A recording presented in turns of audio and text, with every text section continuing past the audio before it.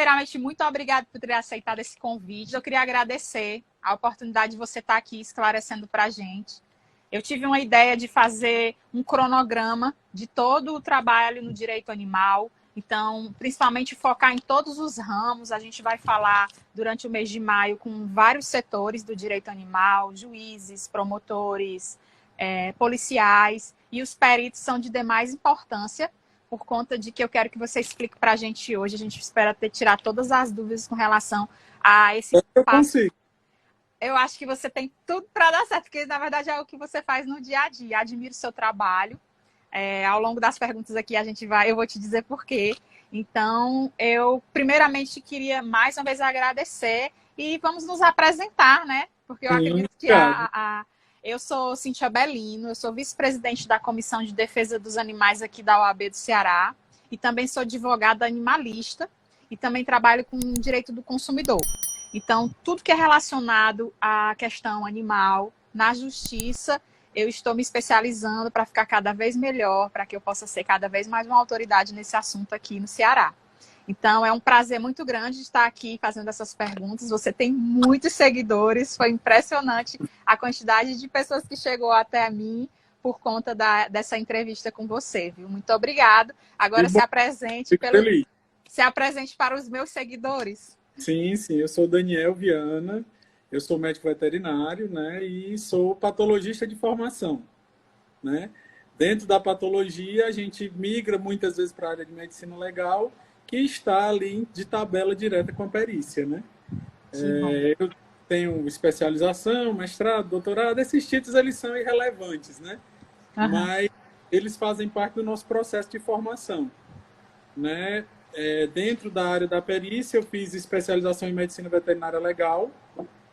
Eu estou vendo aqui vários dos meus colegas aqui aparecendo. Um beijo para todos vocês. Fui professor de medicina veterinária legal na Universidade Estadual do Ceará.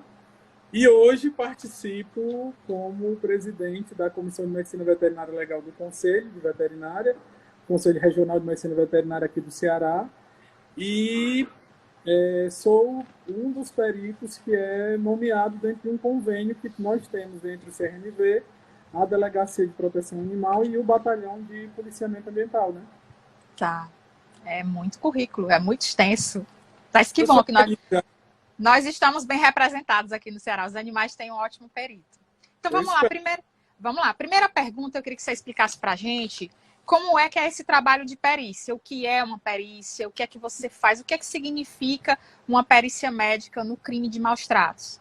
Pronto. O perito ele é o braço e os olhos do juiz. Ele é o braço e o olho da justiça para averiguar a realidade de um fato e estabelecer a conexão entre o fato e a consequência. Então, o perito ele entra para linkar a atividade que está sendo ou investigada ou está sendo suspeita e afirmar dentro da sua avaliação se existe de fato o ato, no caso um ato criminoso, e se esse ato tem relação direta com o que está sendo suspeito, né?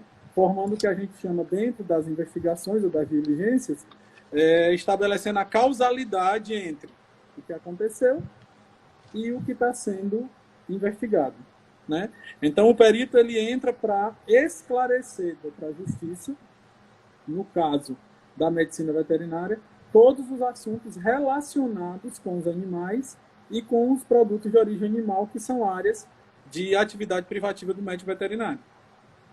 E essa perícia, ela é feita de que maneira? Pronto, então o que é que acontece? Hoje eu posso descrever para você como que a gente atua dentro desse convênio. Esse convênio ele surgiu a partir da inquietação do Conselho de Veterinária, né, e da nossa comissão. Não sou só eu, somos 5 pessoas na comissão. Né? Então são 5 peritos habilitados aqui no Ceará para fazer esse 5 convênio? pessoas que estão na comissão. Né? Quase sempre quem vai sou eu, porque eu sou enxerido.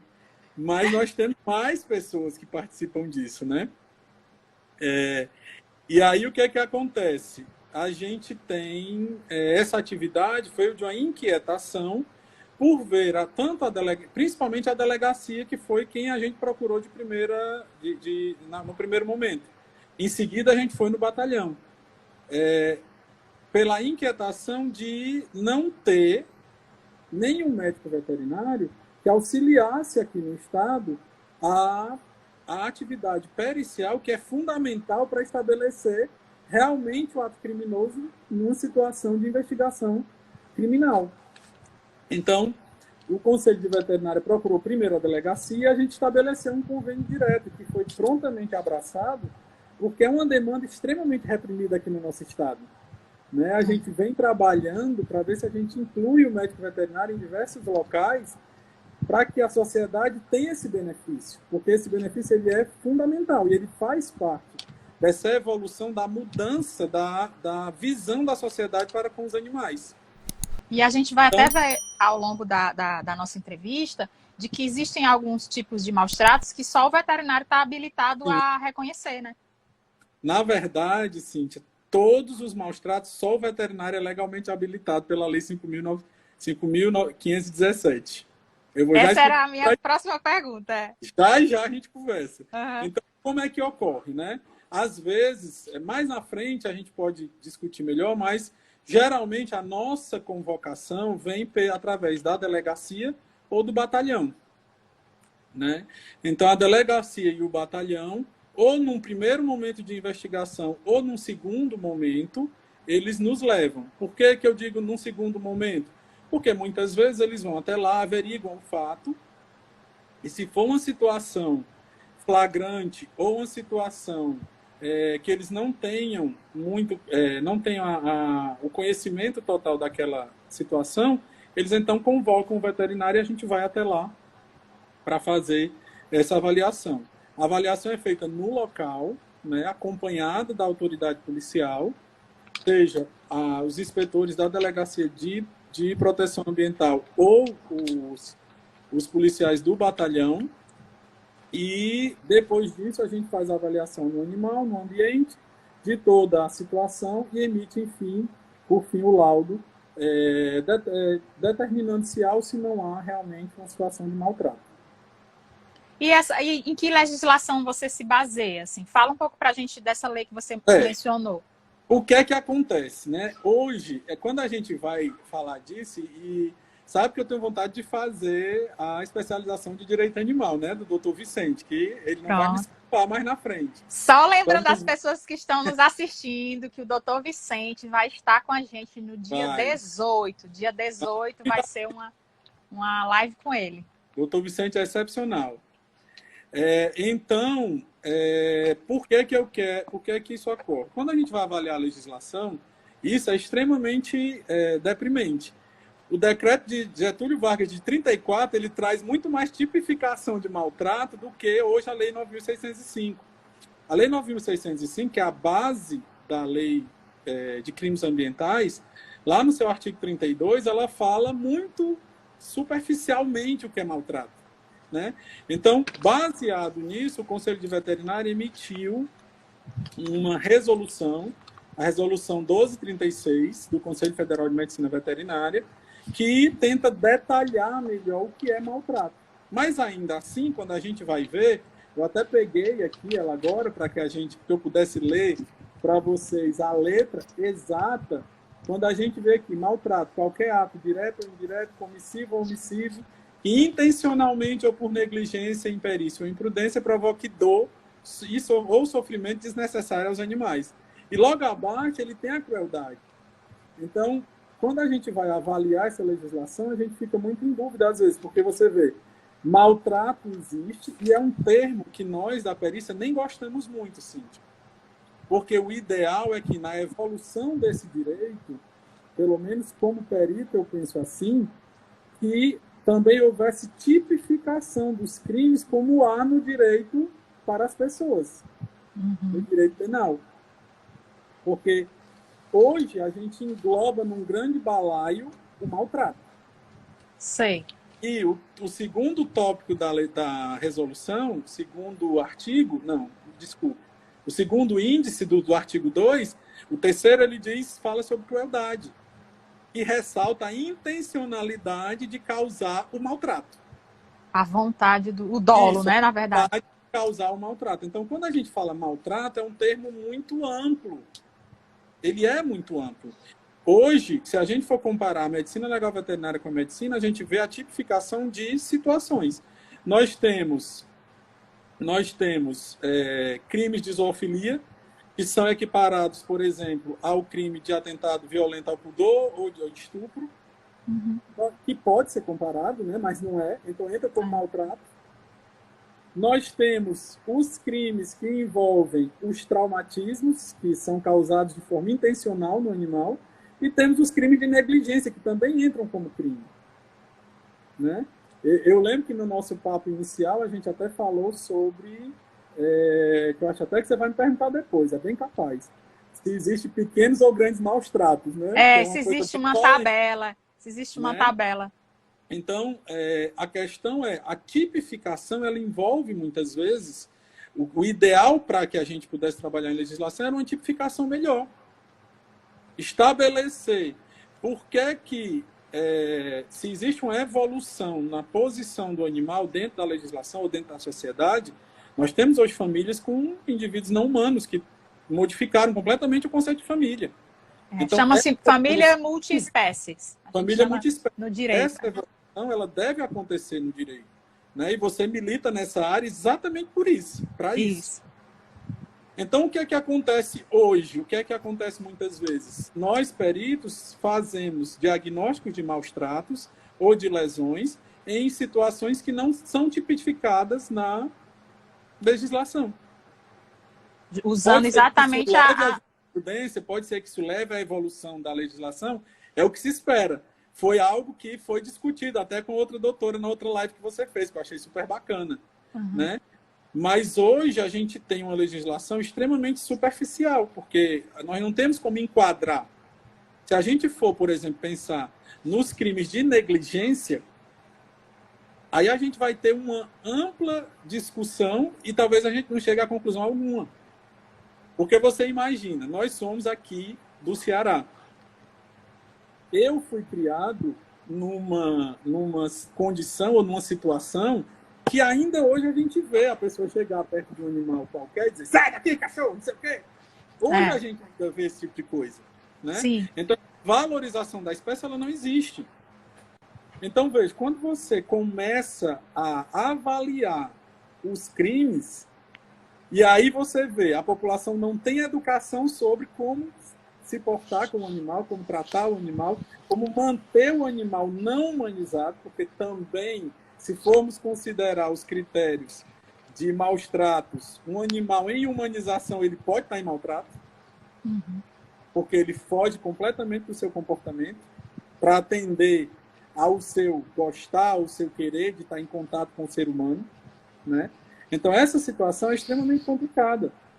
Se a gente pega, por exemplo, os acumuladores de animais, nós temos pessoas que podem ter iniciado o seu processo como protetores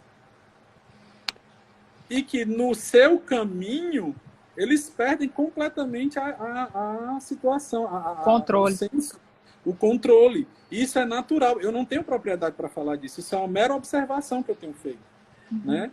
O ideal para falar sobre acumuladores era um psicólogo. Se você tiver alguém para incluir nessas lives, inclui, porque é um tema extremamente interessante, porque eu pondero muitas vezes algumas situações, porque, veja, uma pessoa inicia o seu processo de proteção animal, né? E aí vê os animais em sofrimento, sendo maltratados, recolhe, faz das tripas coração para tratar, depois não consegue apoio de ninguém, e mais animal, e vão abandonando, e vão jogando. Essa pessoa não tem como manter a sanidade. Não tem como manter a sanidade. E essa pessoa é criminalizada. Sim. Porque no momento que a gente entra numa situação de maus tratos por acúmulo de animais, todos os critérios que a gente pode falar, que a gente vai provavelmente falar mais na frente, a gente encontra. Todos os critérios estão lá. O animal vai ter animal doente misturado com animal são, animal que não come porque dentro do próprio canil ou do próprio gatil há uma competitividade e dominância. Então a gente pode encontrar animais caquéticos. Ai, mas esse animal já está aqui há muito tempo, tem comida em oferta. Mas a pessoa, por não ter conhecimento e não ter a orientação de um veterinário de abrigo, de medicina do coletivo, ela acaba não interpretando, muitas vezes, os comportamentos de dominância. E o animal dominante pode, inclusive, matar aquele dominado. Isso pode ser... recentemente. Isso que você está falando é exatamente a classificação da questão das 5 liberdades, onde uma delas é a liberdade comportamental, não é isso? Exatamente. A gente pode falar disso já, né? Uhum. Então, o que é que aconteceu? A gente viu isso recentemente. Nós vimos um caso que foi até noticiado pela mídia, que eu tive lá, em que o animal matava os outros animais, né? E eu fiquei em observação, os animais eles ficavam... o grau de dominância era absurdo. A gente tinha um animal bem dominante e era impressionante, porque eu ficava observando, e eu tenho as filmagens, esse animal dominante, ele dava uma olhada assim para os outros, e os outros já faziam o que ele queria. Né? Nossa. Eu subi no muro da casa de uma vizinha lá e fiquei olhando e filmando, observando, porque isso faz parte do processo da perícia. A perícia, ela não é só observadora, ela é interpretativa, porque quando a gente vai falar de maltrato, diversas situações têm que ser levantadas antes da gente dizer existe ou não existe maltrato, né? Entendi. Essa resolução que você está falando, né? Onde você faz a sua base, onde você pega todo o teu instrumento assim para fazer teus laudos. Essa questão das 5 liberdades estão lá? Na verdade, um dos critérios que a gente aplica, né? A gente tem um protocolo de bem-estar animal que foi desenvolvido pela doutora Carla Molento, da Universidade Federal do Paraná, e a doutora Janaína Hammerschmidt, que são pesquisadoras maravilhosas. A Janaína trabalha com isso diretamente, já que foi ela que desenvolveu, na sua pós-graduação, o protocolo. Esse protocolo de perícia em bem-estar animal, ele é um protocolo que a gente usa para nortear a perícia. Então, ele foi feito a partir das 5 liberdades, que é liberdade de fome e sede, liberdade livre de desconforto, de dor e de injúria, medo e estresse e a capacidade de expressar os seus comportamentos naturais. Só que quando a gente vai avaliar isso diretamente, é muito subjetivo muitas vezes. Se você considerar um animal que está indo ao veterinário, ele fica absurdamente estressado. Se você pegar um gato, ele fica absurdamente estressado, né? Muitas vezes as pessoas não têm noção que elas podem causar maltrato, inclusive pela próprio desconhecimento. Então, eu me irrito muito com a situação, por exemplo, dos animais que vão ao shopping. Para que os animais vão ao shopping? Eles não vão comprar nada na loja americana. Nada. Não é? Verdade. Os animais nos shoppings, eles estão expostos ao estresse, à falta de higiene, porque não há higienização dele e das outras, fora os acidentes que podem acontecer com eles. Então, não faz o menor sentido um animal ir para o shopping. Nenhum veterinário orienta, levar. Leve seu animal para um parque para ele passear, entendeu? Para ele executar as suas atividades. Então, quando a gente vai avaliar, as 5 liberdades, elas são muito norteadoras, mas elas são muito subjetivas. E cair na subjetividade faz com que a gente entre no sentimentalismo. E o perito não pode deixar o sentimento interferir, porque a gente tem que avaliar de forma direta e de forma clara, para que a gente possa, de fato, esclarecer a justiça. Né? Então, o protocolo, ele transforma, ele pega as 5 liberdades, é um grupo de perguntas que a gente tem que responder, e essas perguntas, elas são... Deixa eu só pegar uma aguinha. Eu falo pra caramba, viu? Pronto. Então, deixa eu continuar. Então, o que acontece? O protocolo, ele transforma as 5 liberdades num grupo de perguntas que a gente usa para nortear a nossa interpretação, e aí fala dos indicadores de nutrição, de saúde, de conforto e de comportamento. São 4 pontos que o veterinário engloba na sua avaliação. Só que muitas vezes, na atividade prática, o que a gente nota? Se você chegar na casa de alguém pela manhã e essa pessoa tem 2 ou 3 cães, até a hora da perícia interfere no resultado. Se você chegar, se a pessoa cria 3 labradores e você chegar na casa dela às 7 da manhã para fazer a perícia, eu garanto para você que eles estão sem água, sem comida e tudo sujo de cocô e xixi. Só aí já são 3 fatores que pecam que interferem contra o bem-estar. Entende? Então, Entendo. por isso que ela é uma situação norteadora, porém interpretativa. Né? Já houve uma situação pericial que nós fomos até a casa da pessoa por conta de uma denúncia de maus tratos, e essa denúncia envolvia o animal permanecer dentro da casa da pessoa, dentro de um quarto só. Quando a gente chegou lá, a família inteira morava dentro do quarto, junto com a cadela. Então, a família também estava em situação de vulnerabilidade. Por isso é que a gente precisa de tipificação. Por isso é que a gente precisa destrinchar a legislação, para que a gente possa melhor interpretar as coisas. E no processo de avaliação, o perito, eu uma vez ouvi de um professor que disse, olha, o perito ele tem 2 ouvidos e uma boca.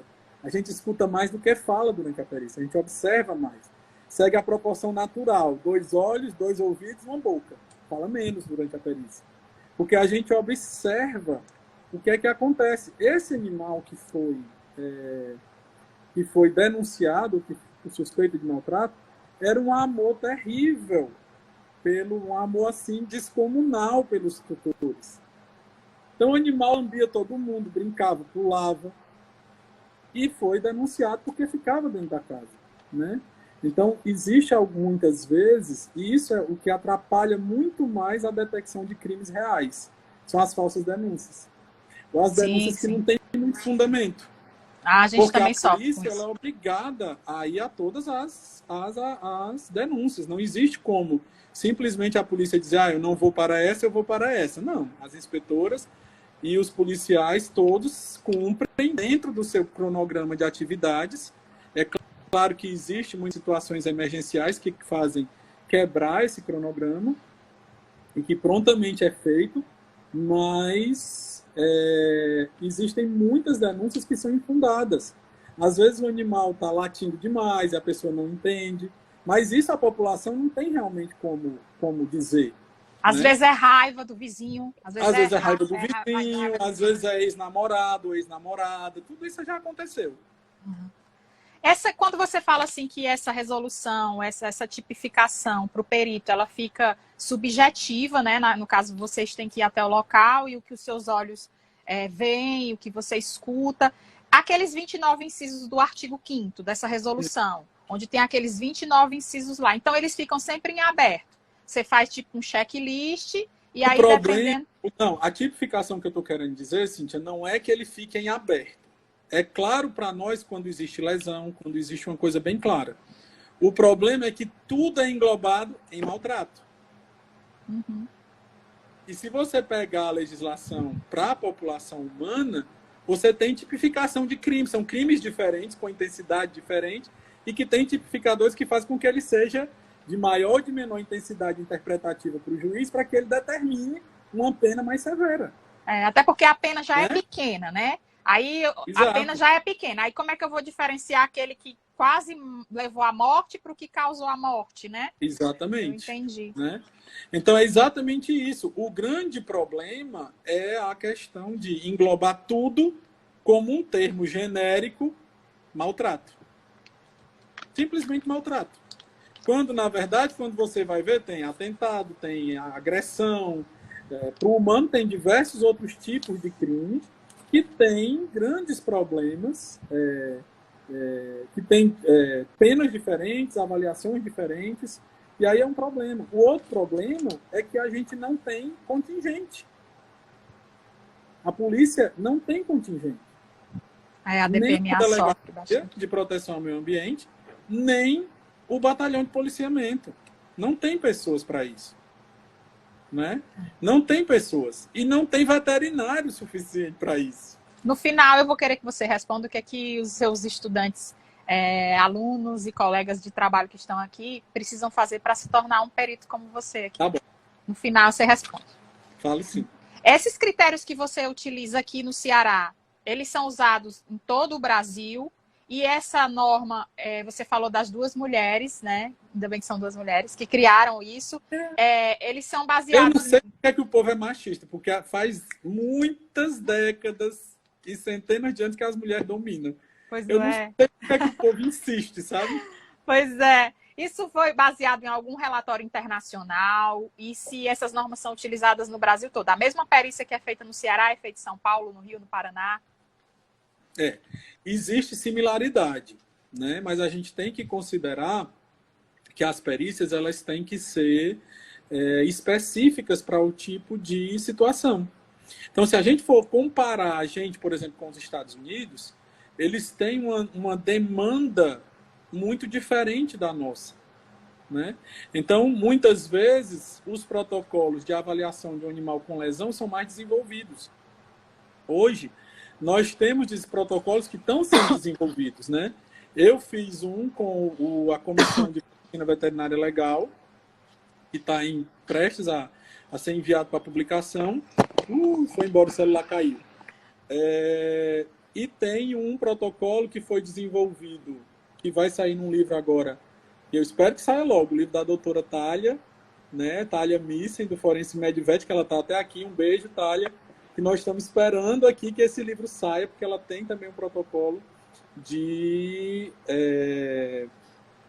avaliação de lesões e de exame de corpo de delito, que está bem desenvolvido e é muito bom, sabe? Mas a perícia ela tem que ser, embora use critérios internacionais, ela tem que ser adaptada para aquela região. Até porque a demanda judicial é diferente entre os países, né? E a forma de interpretação também é diferente. Então, acaba que o papel do perito, embora seja semelhante nessa detecção ou nessa avaliação, a forma do veterinário se portar é semelhante. É semelhante. A forma de interpretação pode ser diferente, porque a legislação ela acaba modificando, né? No processo de perícia, Cíntia, o veterinário, nenhum médico veterinário recebe treinamento policial. Nós não temos treinamento policial. Esse é o grande problema também, para o qual, às vezes, os veterinários não querem fazer as perícias quando são solicitados, porque é risco. É um risco que existe, né? Então, já teve situações que eu usei colete, já teve situações que fizeram uma barreira em volta de mim. Os policiais da delegacia da DPMA e do batalhão. E sempre antes das diligências, as inspetoras e os inspetores e os policiais que estão comigo, eles tentam garantir minha segurança. Então, antes de eu adentrar em qualquer local, elas fazem a avaliação, veem se está tudo ok. Se tiver qualquer problema, nem do carro eu desço. Uhum. Só para você ter ideia. Então, assim, é uma situação realmente complicada, muitas vezes, em alguns momentos, né? Mas eu te interrompi e perdi o fio da meada, obviamente. Não, mas eu lembrei não. Eu queria te perguntar se naqueles casos onde acontecem envenenamentos coletivos em pontos de abandono. Geralmente a pessoa vai lá, envenena os gatos, ou então solta um animal predador, um cachorro, e esses animais são mortos na coletividade. É necessário a presença de um veterinário ou só mesmo a polícia precisa levar o corpo para uma perícia no seu laboratório, ou você vai até o local? Existe só a polícia mesmo que faz? Existe um tipo de perícia que se chama perinecroscopia.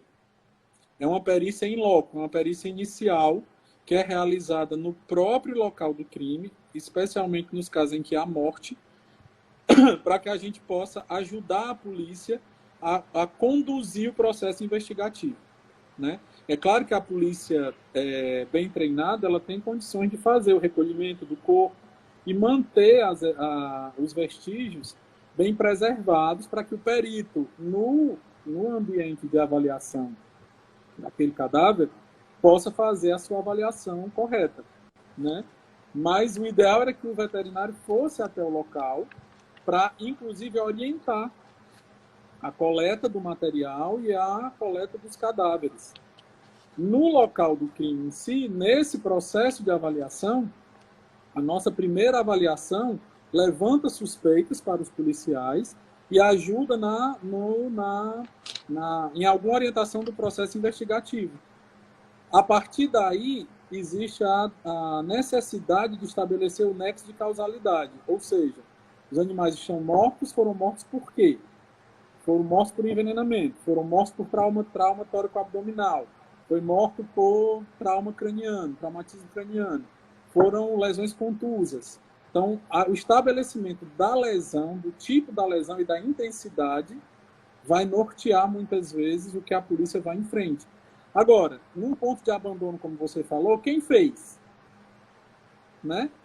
Então, a perícia estabelece a causalidade. Quem vai aí já é outra investigar quem perícia, aí fez, já é a polícia que tem que descobrir. é a polícia. Pronto. Entendi. Então, Entendi. isso aí já tira de nós, peritos, uma ideia boba que muitas vezes a pessoa tem do CSI, né? Que é o perito correndo atrás do bandido, se agarrando e tal. Eu morro de vontade, mas as inspetoras nunca vão deixar eu fazer isso. Não tem perigo deles deixarem. Você mas não nem pode, você tem que ser preservado mesmo.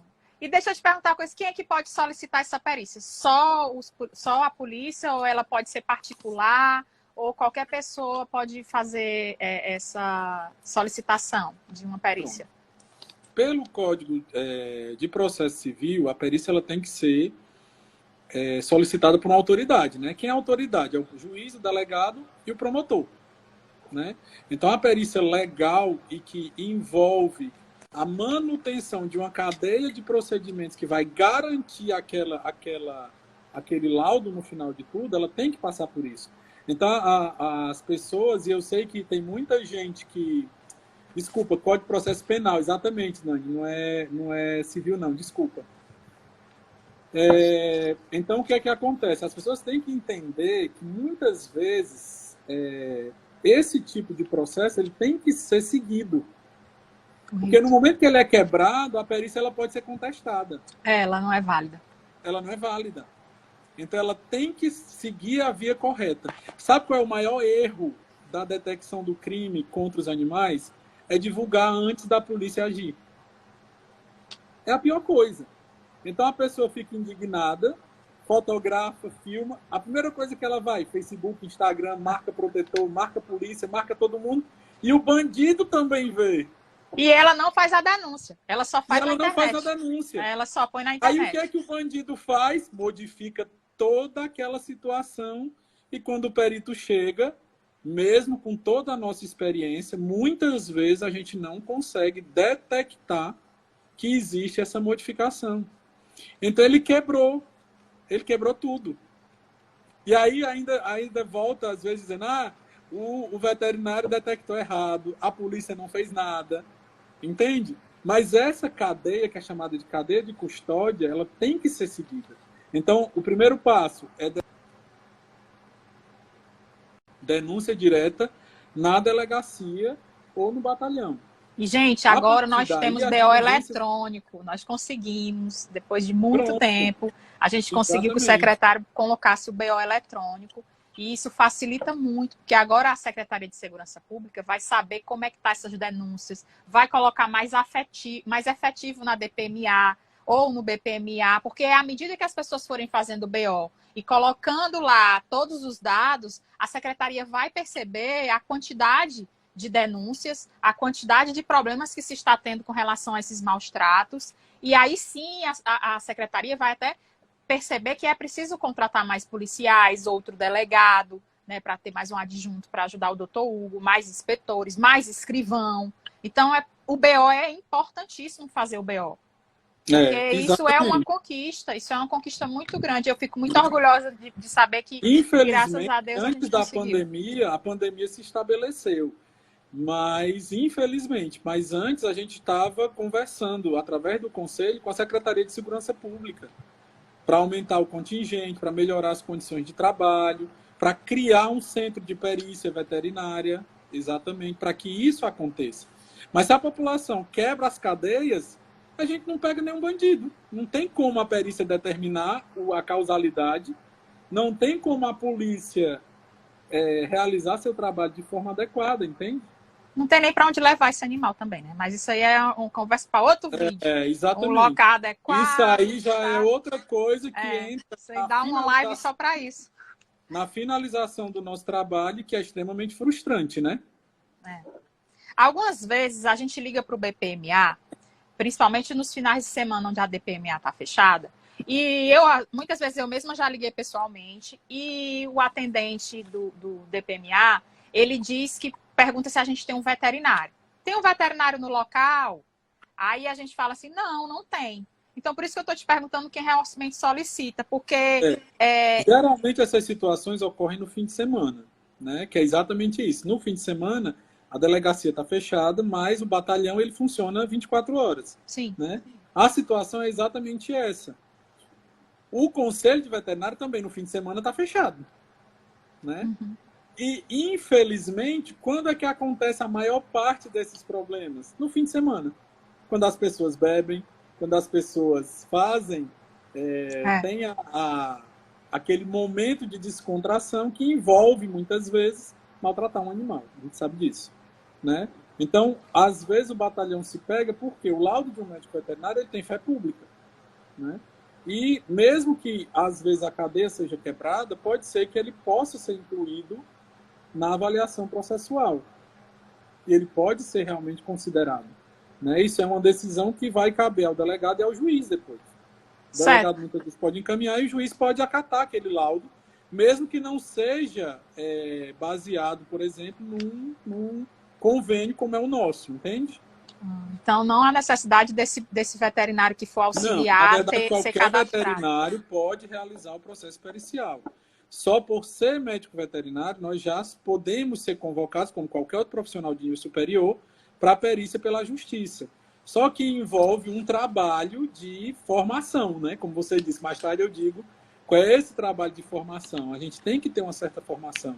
Né? A gente sabe que muitas vezes a gente envereda por caminhos na nossa formação e que não tem como a gente albergar tudo. A medicina veterinária é imensa dentro da medicina veterinária. Então, se você vê, na verdade, toda profissão se você vê dentro do direito mesmo.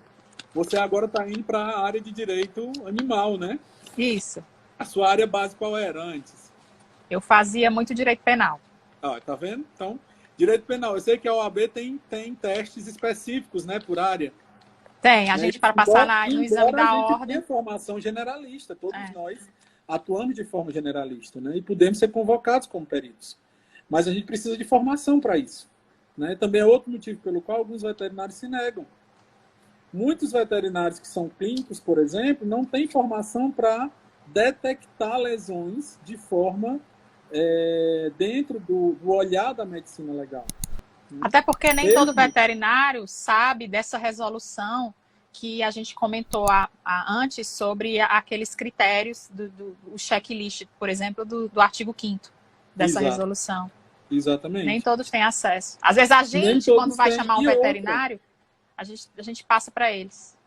E outra, aqui no Ceará, a nossa comissão também está trabalhando junto com a comissão de educação, para que lá no seu início os alunos de veterinária entrem em contato com a área, aprendam a detectar, porque dentro dessa resolução também é dito que o veterinário é obrigado a denunciar. Mas para denunciar ele tem que saber detectar. Tem que ter tem que saber detectar de uma forma que não atrapalhe a condução de uma possível perícia, de um exame de corpo de delito ou de um processo que vai se estabelecer a partir daí. Né? Muito interessante. Agora, deixa eu te perguntar aqui, quais são os tipos de maus tratos mais comuns, assim, que você tem percebido nas ocorrências aqui? O que eu vejo mais comum, sinceramente, aqui no Ceará é por negligência. Falta por desconhecimento. É achar que um cachorro só precisa comer uma vez por dia. É achar que cachorro amarrado tá beleza, não tem problema. Que ele tá no sol. Temos isso. Né? Isso é uma grande frequência, é um número muito alto. Né? E eu observo que muitas vezes é pelo desconhecimento ou pelo descaso mesmo, pela desvalorização do animal, como eu disse para vocês. Aqui no Ceará, a gente ainda vê pessoas, no Nordeste e no Brasil, pessoas, esse cachorro, não sei o quê. Ainda tem gente que age dessa forma, né? Mas aí a gente tem os abandonos, que também é crime, e aí esse animal fica ao Deus dará, né? Que tem lesões específicas. As né? expostas, né? Aquilo que é visto a olho nu. Lesões de traumas, lesões contusas, feridas, chutes, cortes, né? De uma maneira mais falando de uma maneira mais leiga, né, para não usar termos técnicos. Nós temos os exames de animais mutilados, né, tem os animais de rinha, que ainda é uma situação corriqueira. Né? Eu já fui em situações de avaliação de perícia de maltrato em vaquejada. E aí tem aquelas situações também que o animal passa uma situação terrível. Então, uma das situações que me chamou a atenção, por exemplo, num caso como esse, foi uma situação que uma pessoa, até de posses, deixava o animal num terreno o dia inteiro, sozinho, sem água e sem comida. Né? O animal ser o vigia do terreno. O animal era o vigia de um terreno que tinha um muro de mais de 2 metros de altura com uma porta que ninguém conseguia entrar. Então eu tive que ir até a casa da vizinha ver. E engraçado é que a casa dela era em frente e ela deixava a casa fechada com uma área ampla, onde tinha sombra, que o animal poderia ficar muito bem lá solto. Então, assim, algumas situações, elas chamam a atenção da gente. A negligência, ela é realmente uma situação grave. Ela vem, muitas vezes, dessa desvalorização da espécie animal. Isso acontece. E tem aquelas pessoas, como também já teve investigação de casos de zoofilia e outras situações que são bem deprimentes, vamos dizer assim, né? E falando nisso, qual foi assim, a pior cena que você já viu? Aquilo que você passou uns 2 dias sem dormir? Teve 2. Na verdade, tem várias. Conte aí. Ainda bem que a gente ainda piores. se choca, né? Mas teve Ainda uma bem que mesmo. não só que foi uma situação extremamente difícil, porque a gente tem que se despir de qualquer sentimento, embora isso aconteça, nós somos humanos. Foi uma situação num shopping que os animais que transitavam no shopping, era um shopping aberto, eles transitavam e eles foram confinados para morrer dentro de uma sala. Como assim? Eles foram aros abandonados? Esse shopping pegou os animais errantes? Olha, eu não posso dizer muito detalhe, viu? Não precisa falar o lugar, não. Mas o que é que acontece? Um shopping aberto mantinha os animais confinados para não incomodar as pessoas que estavam caminhando, comprando. Olha, você chega e ficou boquiaberta. Eu fiquei sem fala. E os animais não tinham comida? Não tinha nada? Estavam lá presos numa sala, eles já estavam se mutilando, sabe? Tinha alguma comida, a pessoa dizia que colocava comida, mas nessas diligências a gente sempre vai e leva comida. E faz o teste. A gente sempre vai e leva comida, não só para fazer o teste. Muitas vezes o animal está agressivo por conta de falta de comida, ele está morrendo de fome e de sede. Isso aconteceu numa diligência de um canil clandestino, que nós fizemos uma batida, né, com o pessoal da delegacia de meio ambiente, e os animais eram extremamente agressivos, muito, muito agressivos, você não tem noção.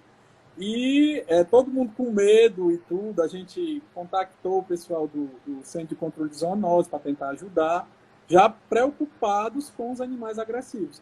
Bastou a gente colocar comida, os animais estavam extremamente dóceis, saíram, inclusive, com a cordinha no pescoço, tranquilos e que estavam balançando o rabo e lambendo a gente. Era só fome, de fato. Isso acontece bastante. Então, a gente sempre leva comida. E é outra coisa também. Essa comida, ela sai do meu bolso e do bolso das inspetoras e do bolso da delegada. Minha nossa, que absurdo. Ou quando é doada pelos protetores. Tem alguns protetores que vêm à atividade policial e doam. Diz, olha, leve com vocês para ajudar. Então, isso é a situação real, né, que se passa. Então, esse é o problema. É por isso que tem que haver reivindicação. Né? E a outra situação foi uma situação de acumuladores. Né? Uma situação de acumulador que foi exatamente a situação que me deixou muitos dias meio transtornado, porque a gente vê a degradação humana junto com os animais, as pessoas perdem a noção completamente, né? A pessoa, ela tinha seringas, ela usava nos animais medicamentos que não eram adequados, alguns animais morriam e ela deixava eles mortos ali mesmo, né? Então, assim, ela nitidamente era uma pessoa que não tinha muita muito senso da normalidade. Eu não sou capacitado para isso, obviamente, eu não sou médico. Quem tem que dar esse tipo de diagnóstico é um médico, mas a gente viu que essa pessoa, e é como a Nani está dizendo, era agonizando no local, e a gente ficou muito mal com a situação, porque nitidamente era uma vulnerabilidade completa da pessoa, da principal, dos filhos que estavam juntos. Essa pessoa ela tinha filhos já diagnosticados com problemas mentais, então era uma sujeira terrível, animais mortos, animais vivos, mais de 150 animais. Nossa. Né? E era um problema. Isso foi uma situação que realmente chocou bastante, né? Nossa Senhora, eu não consigo nem imaginar. As pessoas sempre acham que são as situações de lesões que nos chocam, mas algumas situações que envolvem e que predem muito mais uma avaliação mais profunda, até meio que filosófica, às vezes, das coisas, faz com que a gente fique realmente pensando em como enquadrar. E, por exemplo, numa situação dessa, essa pessoa ela foi enquadrada como maltrato, porque era nítido. Os animais não tinham bem-estar qualquer, não tinham todos os critérios do protocolo de bem-estar, deram como negativos, como protocolos ruins, deram como ruins. Então ele foi detectado como maltrato, mas é nítido que essa pessoa também precisa de ajuda. Acontece os que casos, a lei ela não precisa se modificar, né? Ao mesmo tempo, é um ciclo que a gente passa, e isso não faz parte de perícia, mas é um ciclo terrível, porque você vê o tutor, ou essa pessoa acumuladora, que também precisa de uma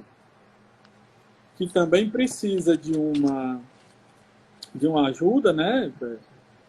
Ajuda médica, ajuda da sociedade, ajuda do poder público, ela também fica lá ao Deus dará. Então, os animais são detectados como maltrato, muitas vezes ficam como o próprio malfeitor, entre aspas, às vezes, porque nessa situação de acúmulo eu vejo diferente. Ele fica como fiel depositário, mas já aconteceu situações de crime que o criminoso fica como fiel depositário, porque também não tem para onde levar. O batalhão passa muito por isso nos animais silvestres e selvagens. O batalhão põe a mão na cabeça, não sabe nem para onde é que vai levar, eles ficam desesperados. Né? Tem até uma seguidora perguntou aqui que para onde vão esses animais. Infelizmente eles não existe. Eles vão para onde Deus ajuda, querido. Infelizmente essa é a resposta, porque existe uma cadeia de protetores que fazem um trabalho muito bonito, né, acolhendo esses animais, mas o município de Fortaleza, o estado de Ceará, não tem abrigo público, não tem área de perícia, não tem. Mas nós da OAB já fizemos ações civil públicas obrigando o Estado a criar um local adequado para isso, um centro de triagem, já está no judiciário. Ótimo. Logo, o Marcel disse que existe uma verba para isso, e infelizmente essa pandemia toda atrapalhou muito isso. As pessoas estão pedindo para você repetir o caso do shopping. Muita gente entrou depois, o pessoal aí não está deu querendo tempo. identificar qual é o shopping. Eles não precisa identificar, mas conta o fim, esses animais conseguiram ser resgatados, conta de novo para as pessoas que entraram depois.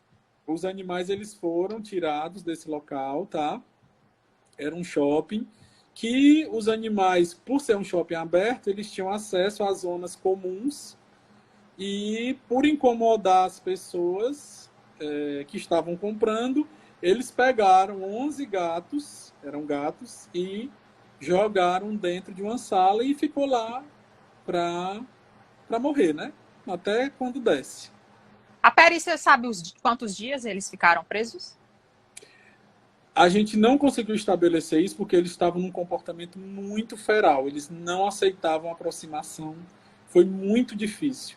Né? E esse comportamento feral, essa agressividade, ela também vem muito do medo que o animal desenvolve nessas situações. Né? A parte comportamental e, vamos dizer assim, psiquiátrica, ela é muito recente na medicina veterinária. Nós temos um desenvolvimento ainda que precisa acontecer para essa detecção ser muito precisa, vamos dizer assim, porque num caso como esse, muitas vezes o animal, e isso já aconteceu com a gente, O animal ele não tem dano físico tão evidente, mas ele tem um dano psíquico, um dano psicológico muito forte, que muda muito o seu comportamento, né? E esses gatos que estavam lá, eles já estavam num comportamento feral. E foi muito difícil a gente avaliar essa situação. Mas tinha animal de baixo score corporal, tinha animais com muita lesão corporal, porque eles já estavam competindo entre si, né? E brigando pelo território, brigando talvez pela comida ou pouca comida que ofereciam, né?